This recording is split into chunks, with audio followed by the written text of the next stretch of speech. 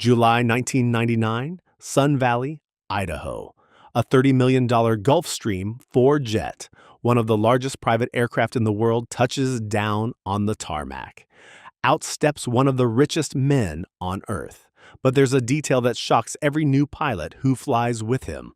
Despite his wealth, this man carries his own luggage and drives his own car. This is Warren Buffett. But this isn't just a story about being frugal. It's about a secret psychological code that allowed him to ignore the greatest financial bubble in history while everyone else was losing their minds. He calls it the Inner Scorecard. To understand the billionaire, you have to understand the father.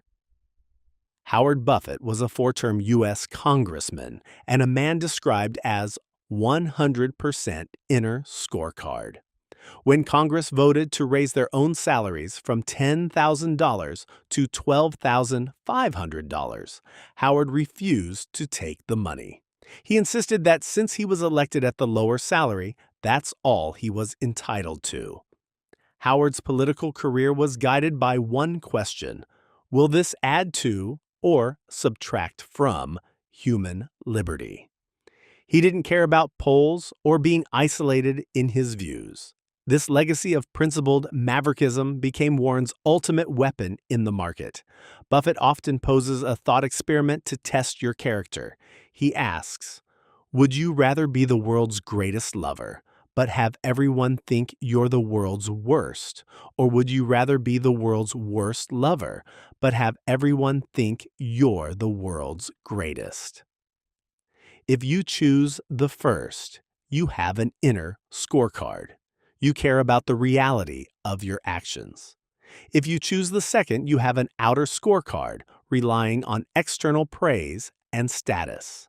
In 1999, during the peak of the dot-com bubble, the world thought Buffett was obsolete. While the S&P 500 was up 21%, Berkshire Hathaway gained only 0.5%. Buffett's outer scorecard was failing.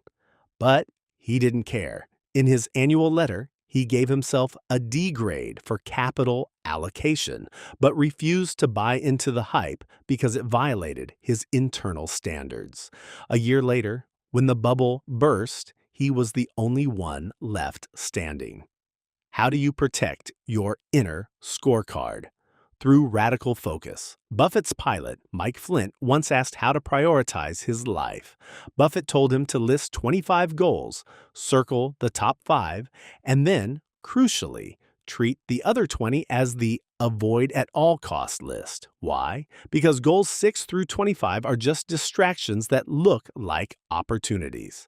And when it comes to people, Buffett is even more ruthless. He looks for 3 traits: integrity, intelligence, and energy.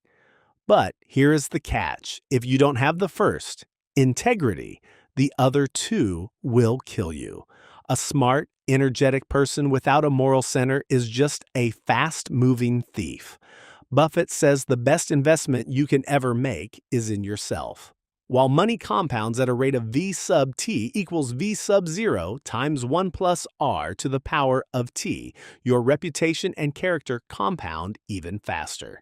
It takes 20 years to build a reputation and only 5 minutes to ruin it. At the end of the day, Buffett doesn't measure success by his bank account. He measures it by how many of the people he wants to have love him actually do love him. So, whose scorecard are you playing by? The world's or your own?